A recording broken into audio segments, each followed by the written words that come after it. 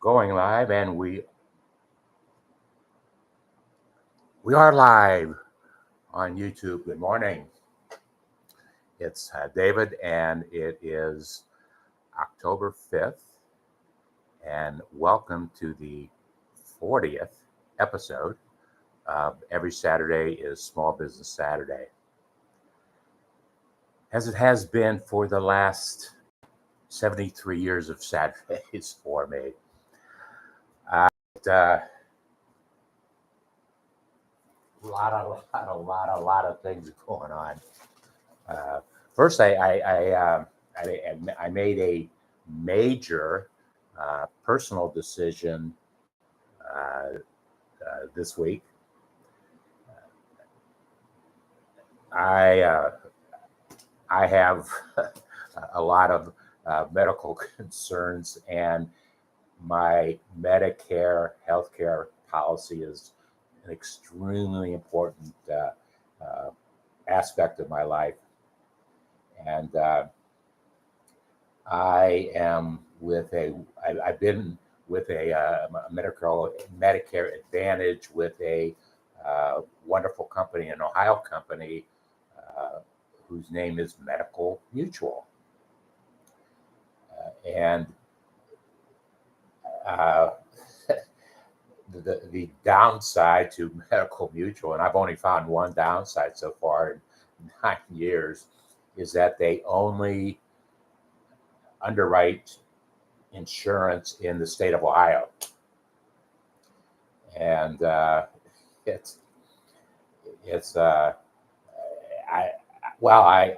am moving. I want to move. I am going to move as soon as I can put all the pieces together. And this week was supposed to have a medical procedure done that I actually canceled after I got into it and found out what it was going to be out of pocket, which my insurance company didn't have any control over. It was the hospital where the procedure was going to be performed. But anyways, I canceled the procedure, and in doing so, I had a lot of conversations with folks, but several with Medical Mutual. I said, well, I guess we are supposed to be talking right now because I have to make a major decision.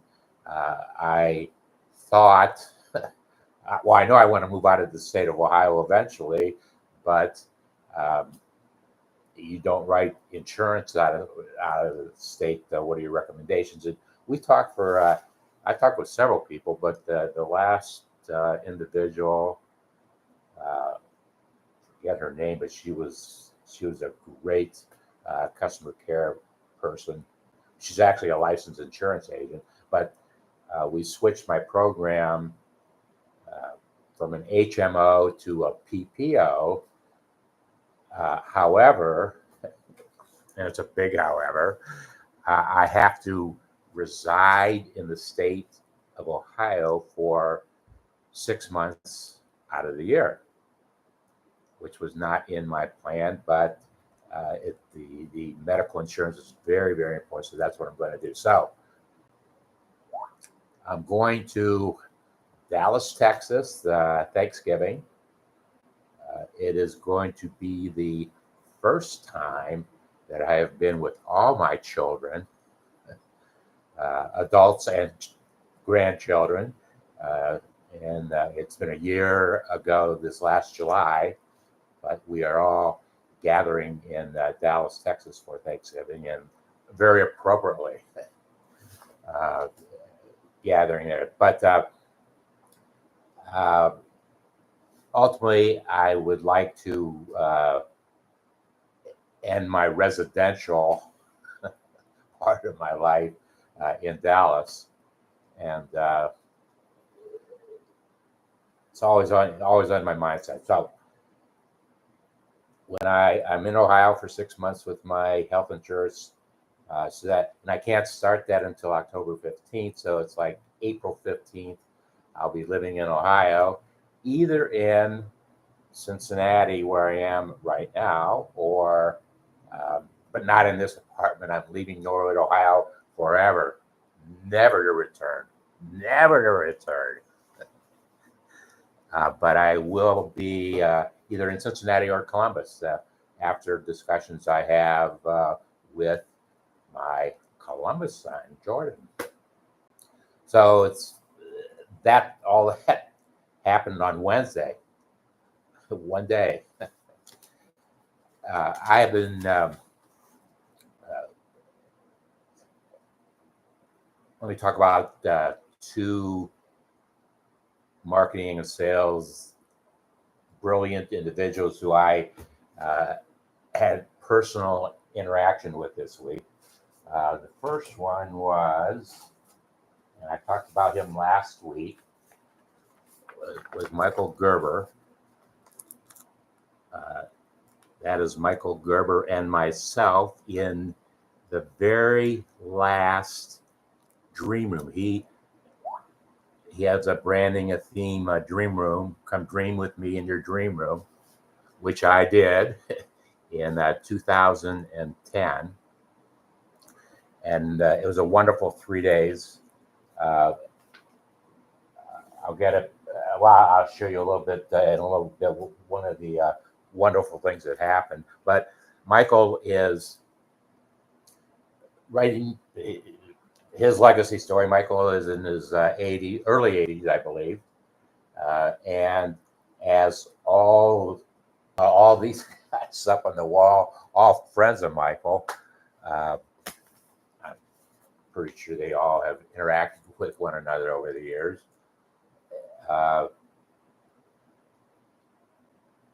He is having one of his master classes in his dream room online, and I'm not exactly sure how many folks he was actually looking for. I don't remember those details, but I've been going back and forth with his organization and with him, and finally yesterday, after our third or fourth back and forth, I sent him an email and said it would be one of the most business conversations I've ever had if you and I could have a conversation for however long. It doesn't really matter, but I got some very, very important motivations, thoughts from Michael back then about where I was going to go with my Dreaming with Entrepreneurs LLC, a company that I actually started 3 years before I met Michael. So I asked him to have a conversation and we would talk. We would talk about where his entrepreneurial mindset is today, which I pretty well know.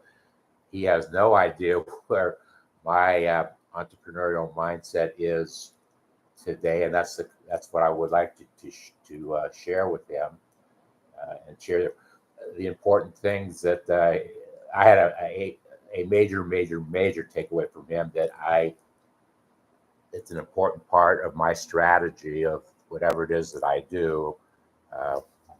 Hopefully we'll talk about that. But I'm waiting to hear from Michael if he would do it. He actually asked me, his question to me was, now what? And then I went back with my answer to now what. And we'll see where it happens. Really looking forward to what could happen. And then also this week, another one who's not up on the board, but the world knows him, Jack Canfield. He's doing a project right now, and I'm on his email list somehow. I don't know how, but I learned about it, and his offer was to go onto his show I don't know if it's on TV or live stream. I'm not sure. I've never seen it. And I don't even know what the fee would be to do that, which is not really what I would like to do with Jack. I would like to have a conversation with Jack Canfield, the same type of conversation that I would have with Michael Gerber. I am in the absolute most exciting business chapter, which is my final business chapter in my legacy story, and that is Project 10,000. It is gains momentum every day. Every day something happens. It's a time to get into Project 10,000. As we get into it, I wanted to share this with you. And I did it last week also. When I went into Michael's dream room in California in 2010, we were given in the dream room tablets. That's where we took notes. And these are the notes that I took back then. And as I am doing Project 10,000, I've started a today chapter. So we got a then and now, which is a lot of fun. Project 10,000.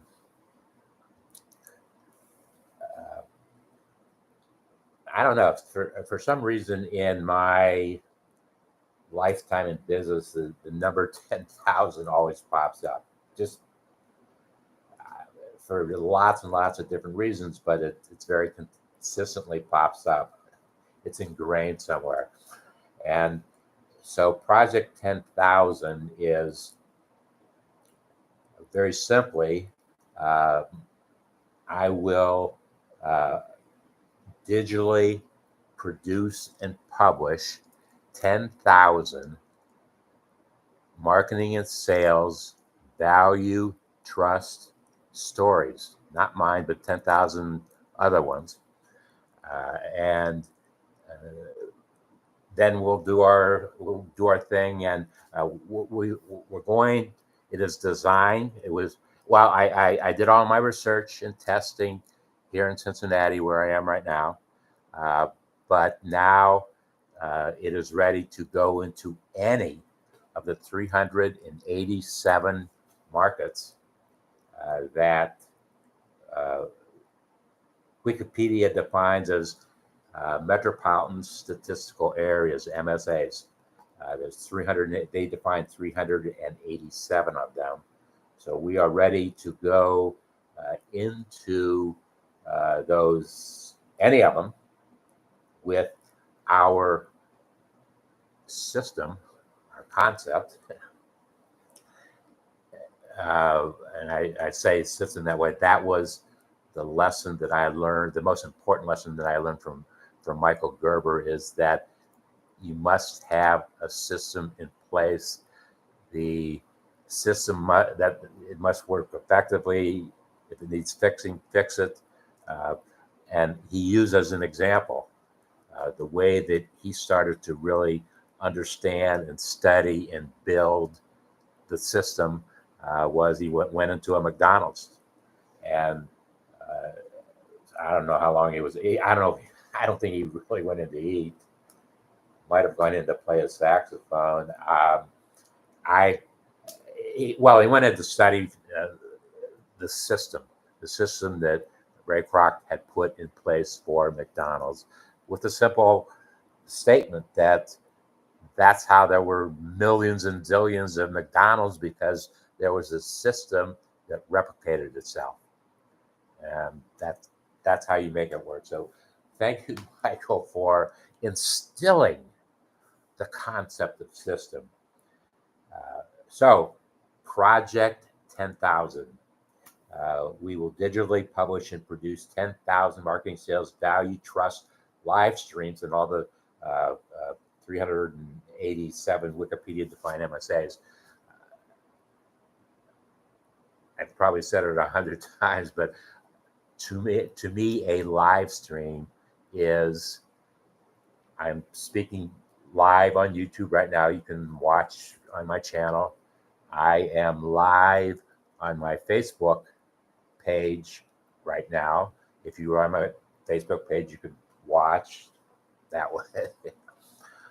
And if I had a third camera, I would definitely have something with LinkedIn, because I do a lot of publishing and posting, producing on LinkedIn, and so I take the URL that I create in my YouTube and just paste it into, copy and paste it into LinkedIn, and there's actually 2 places in LinkedIn where I post it, and I get readership out of both. I mean, it's amazing, and people are starting to ask lots of questions. Okay, so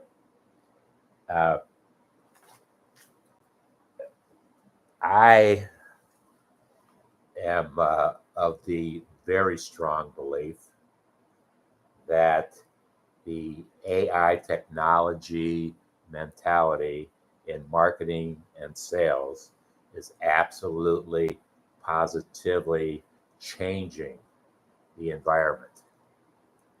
In my mind,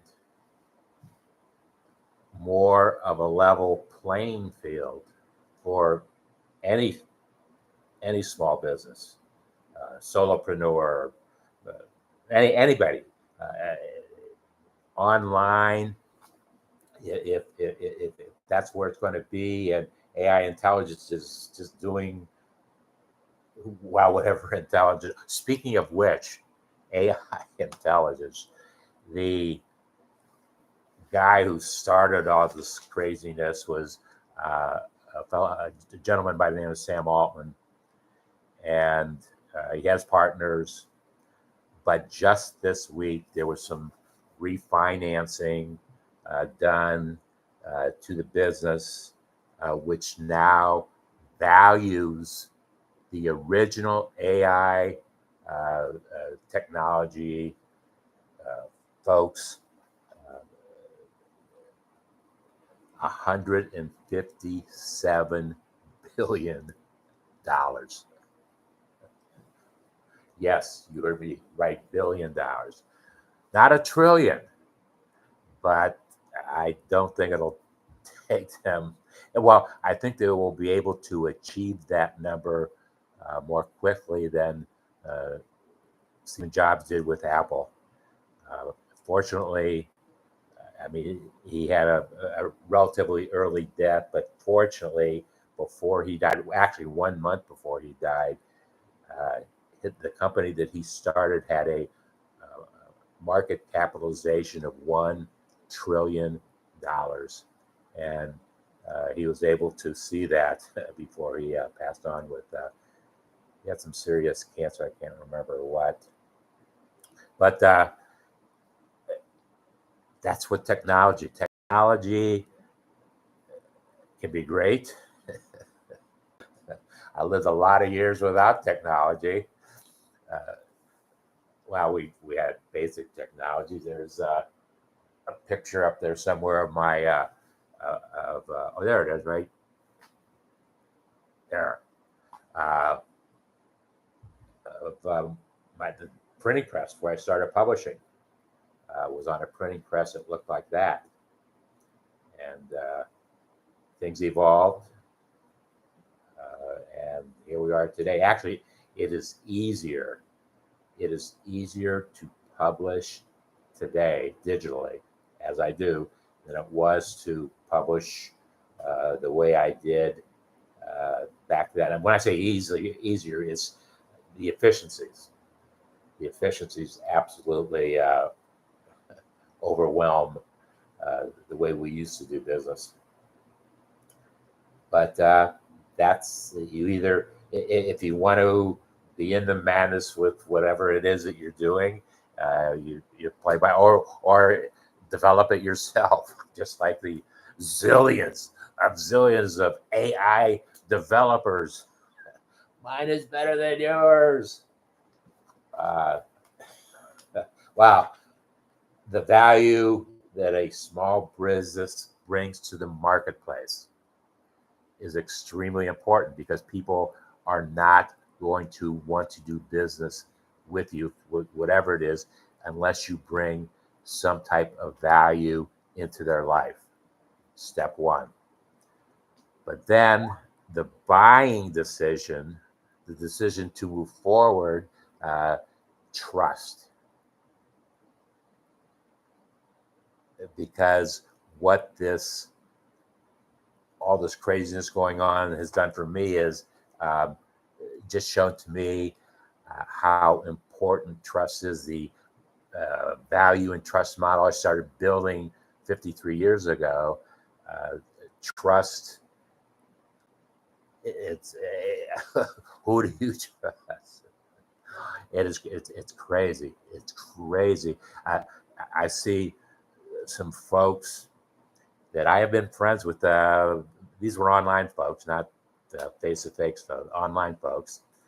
And a couple of them are really, really making lots of money in the technology world. And I then say, well, I really haven't said exactly.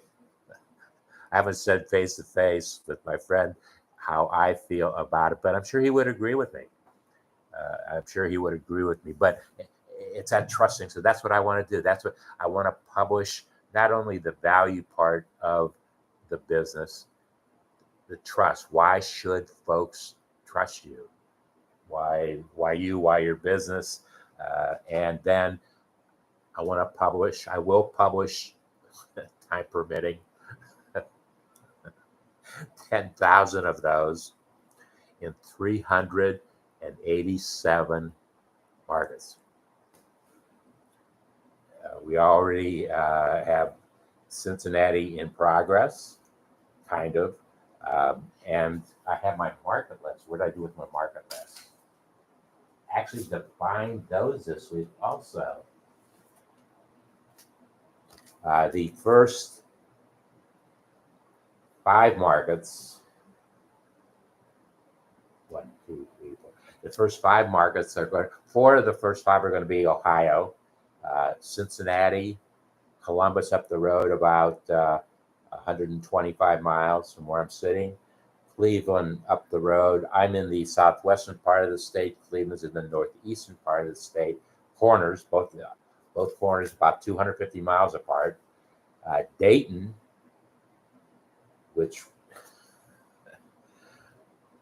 Dayton became really, really famous in the last couple of weeks because Springfield, Ohio, where the accusations made about what goes on in Springfield were crazy. But that's just up the road from here, 50 miles. Well, Dayton's going to be one. So there's 4 Ohio cities. And the 5th market is going to be Dallas. You've heard me say Dallas. I have already done some exploration of some things in Dallas, and I want to move forward with our publishing Project 10,000. Then I have defined 40 other markets. I should say, if you live in any one of these markets and you want to become an ambassador of Project 10,000, there are definitely opportunities. There are opportunities that reward themselves very, very well. So if that's a conversation you'd like to have with me, send me an email.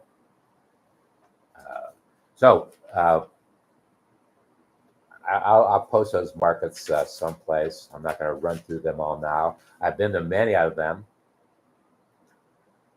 And I have the reason I'm picking those 45 markets is I made a buying decision this last week that I have data, market data, that I have access to. I purchased a subscription.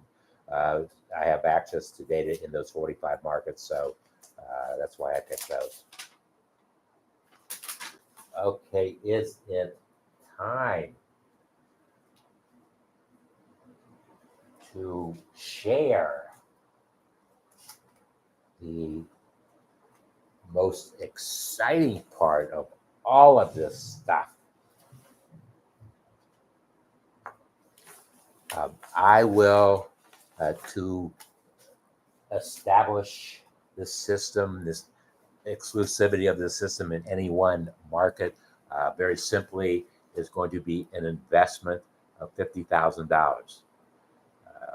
And I am specifically targeting community banks to be my co-publisher, co-digital publisher, digital producer, co-host, even appear on one Saturdays, every Saturday, Small Business Saturday, as my sidekick and having lots of fun. But in each of those markets, we will be publishing and producing 26 stories, 26 of the 10,000. And their story is obviously the host story of all of that. So if you have any friends who are community bankers, please introduce me, and you will not regret it. Okay, so I made I guess it's almost 2 weeks ago already. I, as a shareholder, as an accredited business of the Cincinnati Better Business Bureau, I have been an accredited business since 2010 in Cincinnati. And I got some information. They're having their annual meeting. So I said, you know what? They're all about trust. Trust is the Better Business Bureau model. I'm an accredited business. That's what I am committed to as an accredited business. But I told that, well, I went and I had a letter. I had prepared something that I wanted to share with the CEO of the Better Business Bureau. I'm looking for a copy of it. Actually, I don't have a copy of it, but I was looking for the seal, and I walk into the room, and a woman, she was there were two people in the room, a tech person, I believe, and herself, and she's just going to help me. I said, yes, my name is David Leopold, and I would like to give this to the CEO of your annual meeting. And she said, I am the CEO. How bizarre was that? So she obviously opened up the envelope, and she looked at me. She said, "Would you like to share your mission with the Better Business Bureau at the annual meeting?" I said, I would be honored to. So I kept my presentation to under 10 minutes, maybe even under 8 minutes, whatever. But I made a commitment. I made a commitment to them, and it is probably the most exciting business commitment that I ever made. It's very fitting and proper. But I learned I learned at the annual meeting I did not know about it before then, and that's my first knowledge. They had an agenda, and so I said, I just learned about the Better Business Bureau Students of Integrity Scholarship Fund. I want to make Project 10,000 a part of it. I want that to be a part of Project 10,000. Of course, I got a lot of smiles, and so I made a commitment that for every market where we have this $50,000 exclusivity setup investment, $7,500 of that will go into the Better Business Bureau Students of Integrity Scholarship Fund in that market. And I'm saying, oh, that's a great thing. Well, I designed it. I still use the envelope. I wrote a book back in 2007. Well, I wrote this book back in 2007, and published it. Got it printed myself, and why was I saying that? I 2,500 copies of that book. I personally distributed in schools in Cincinnati. It was grade school, middle school, and high school. And I went in and then I did a presentation, conversation about entrepreneurship and small business. Gave everybody a copy of my book, told them why I was giving them a copy of my book. And the book was designed as a workbook, so very appropriately, if they found a question that was interesting to them, they could write down the answer. And that's how it, by the way, funny story about that, and many of you have heard it before, but the biggest criticism that I got about the book was that I designed it as a workbook. Actually, it's about the only criticism I got. I designed it as a workbook where there are 749 questions, and you would write your answer to the question, your answer, say, well, geez, I need to talk to my accountant, I need to talk to my attorney, I need to talk to David, whatever it might be. And that was the purpose of the book. And folks wanted answers to the questions. Well, it would have taken me probably it'd taken over a year to do the proper research to answer all of those questions. I mean, I could verbalize them. So I said, you know what? I'm going to start doing YouTubes. So I produced my first YouTube 17 years ago. And I was going to be providing, I didn't necessarily say this is question, sometimes I did. This is question 742, and here's the answer. But it was a wonderful experience, and I designed an envelope to talk about the project, and I had a picture of the book. The picture of the envelope up there, I'm sure. There it is, right next to the picture of me, and the bottom line says, share the entrepreneurial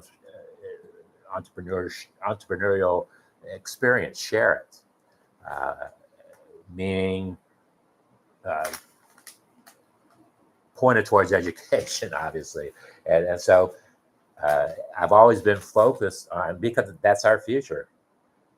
And what a wonderful time now that as we start to excite the young folks about business as a good choice, an excellent choice for one's life endeavors, to do the right thing. So even as exciting as I've decided that I don't know if I'm going to be able to pull that off, because there's a lot of markets. We're going to figure something out. Technology will figure it out for us. We'll use artificial intelligence. I don't know what we'll do, but each one of those markets, once a week, I will do a live stream I use the room. I use the expression Zoom room type environment, although I guarantee you it will not be Zoom technology.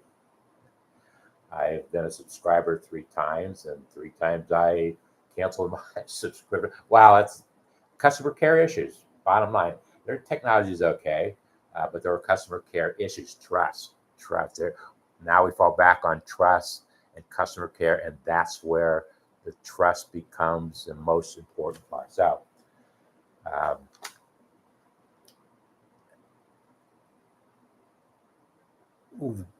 always focused on tomorrow and who's going to be driving the decision tomorrow.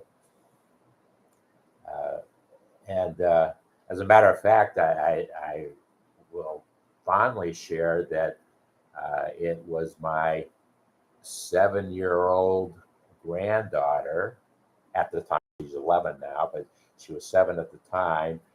And Eloise, who, I mean, she's grown up. We've done FaceTime, seen the stuff behind me. And one day, she said to me, Grandpa, well, what is an entrepreneur? And I probably shed a tear. I know I laughed, and I gave her an answer that I'm sure she did not understand. But the last thing I said was, Eloise, I will spend the rest of my life showing you what an entrepreneur is. So that was really the birth of all this stuff. Thank you, Eloise. So back to the Students of Integrity Scholarship Fund of the Better Business Bureau. Each time we do one of our, we put our system into one of the 387 MSAs, $7,500 goes to the local Better Business Bureau Students of Integrity Scholarship Fund. And I did some math. That means that 387 markets times $7,500 is a campaign of $2.9 million. That's part of project 10,000 is to raise 2.9 million of Students of Integrity scholarships. Man, a lot of that stuff just all came together this week. Oh my Lord. So a lot of things going on. And I would like to end today's broadcast.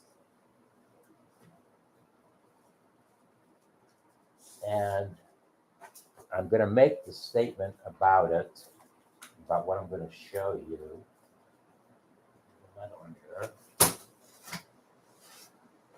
I'm going to show you 2 pictures that I found as I was moving stuff around. And there's one person who I know will watch this YouTube because he watches in response to everything that I do. I write and I produce. He'll let me know that he likes it. Anyway, JB Meiselman, here's a question. Here's a trivia question for you. Who is that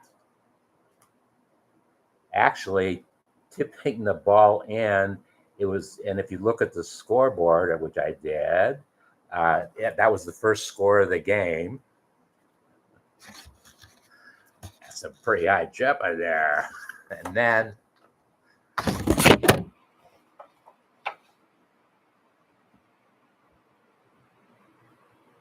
actually, I didn't know. I just read this. I didn't even remember doing this. Maybe I shouldn't say this. We actually lost that game by 2 points. Well, this, and I don't know when this picture was taken in the game, but I do know number 24 is watching as he was in the first the first score of the game, but there are other players surrounding me on now. JB Meisman, who is that person? Well, thank you. Thank you for 40 minutes of your time if you're still here. And it's been fun. And as always, every Saturday is Small Business Saturday.